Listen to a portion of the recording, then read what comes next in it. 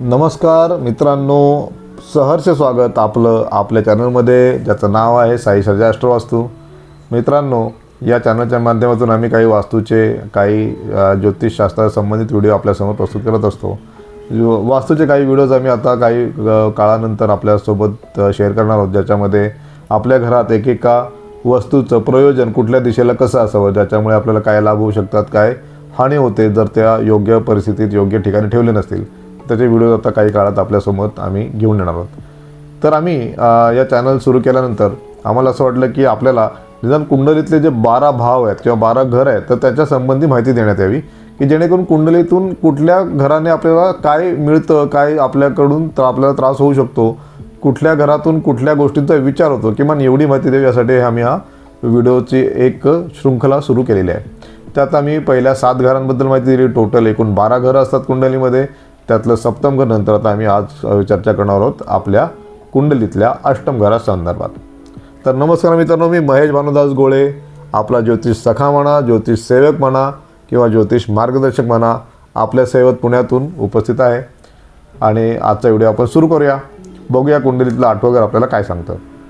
मित्रांनो, कुंडलीतलं 8वं घर, 8व्या घराला मृत्यूचा भाव असं म्हटलं गेलं आहे, म्हणजे दी हाऊस ऑफ डेथ, म्हणजे मृत्यू, माणसाचा मृत्यू याचा विचार ह्या अष्टम घरातून केला जातो।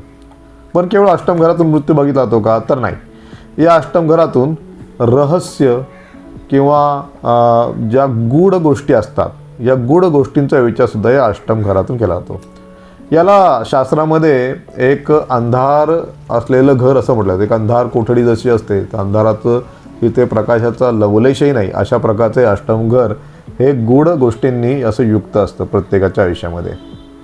तर या अष्टम घरातून मनुष्याच्या ज्या अंतरंगातील गूढ गोष्टी आहेत, गूढ विचार आहेत, याचा विचार केला जातो। म्हणजे कुंडली जर व्यवस्थित वाचन करता आली आणि या अष्टम घराचा संबंध समजला, तर समोरच्या मनुष्याच्या मनामध्ये काय गूढ असेल, काय चाललं असेल, तर याचा थांगपत्तासुद्धा कुंडलीच्या या 8व्या घराच्या माध्यमातून लावता येतो। या अष्टम घरामध्ये जर काही चांगले योग बनले असतील, चांगल्या गोष्टी तिथं असतील, तर मनुष्य या अष्टम घराच्या चांगल्या जे योग आहेत त्याच्या माध्यमातून जे शास्त्रीय किंवा अनाकलनीय अशा गोष्टी, म्हणजे संशोधनाचा विषय, तर या संशोधनाच्या क्षेत्रामध्ये चांगल्या प्रकारे लाभ कमवू शकतो। म्हणजे संशोधनामध्ये त्याला निश्चितपणे हमखास चांगलं यश मिळतं। आपण बघू शकता की आपल्या परिचयामध्ये काही असे लोक असतील की जे संशोधनामध्ये निपुण असतात, तर त्यांचा आपण अष्टम भाव पाहिलं तर आपल्याला कळेल की त्या अष्टम भावामध्ये काहीतरी चांगले योग आपल्याला दिसतील। या व्यतिरिक्त जर याच्या अष्टम भावामध्ये काही दुर्योग निर्माण झाले, दोष निर्माण झाले असतील, तर मनुष्याला अचानकपणे काही खर्च येणं, अचानक काही रोग येणं, अचानक काही, म्हणजे त्याच्याबद्दल काही कळत नाही, अरे अचानक आलं, म्हणजे सकाळी उठला आणि काहीतरी एक संकट समोर आलेलं आहे। आणि ह्याच्यामध्ये म्हणजे असे काही रोगही येतात की ज्याला आपण कुठल्याही डॉक्टरांना दाखवतो, वेगवेगळ्या टेस्ट करायला लावतात, आणि एवढं करून सुद्धा त्यातून काहीच निदान येत नाही। त्रास तर होतोय, टेस्ट पण केला, पण डॉक्टर म्हणतात नाही, काही असं काही दिसत नाही आपल्या ह्याच्यात। आणि पोटाच्या संदर्भातले हे अशा प्रकारचे आजार असू शकतात की जे अचानक येतात, त्याने त्रास तर होतो, पण त्याच्यातून काही निष्पन्न किंवा काही निदान की कशामुळे होतं हे कळत नाही। हे अशा प्रकारचे रोगसुद्धा या अष्टम घरातून आपल्याला पाहता येतात।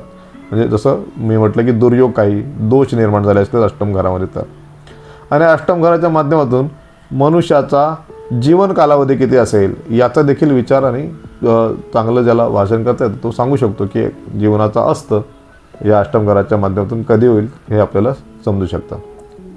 तर मित्रांनो, आपण सांगा की आपले ॲनालिटिकल स्किल्स कसे आहेत, आपली संशोधन वृत्ती आहे का, किंवा आपल्या परिचयातील कोणी असं आहे की जे संशोधन क्षेत्रामध्ये एखादा विषय दिला की त्याच्या मुळापर्यंत जाऊन त्याच्यावरती त्याचं काय कारण असेल ते शोधून काढणार असं कोणी असेल, तर त्याचं निश्चित बघा अष्टम भाव आपल्याला हा चांगला सुदृढ असा दिसेल। आम्हाला कमेंट करून कळवा की आपल्या अष्टम भावामध्ये कुठला ग्रह बसला आहे, काही तेथे दोष किंवा काही योग झाले असेल ते आम्हाला कळवा।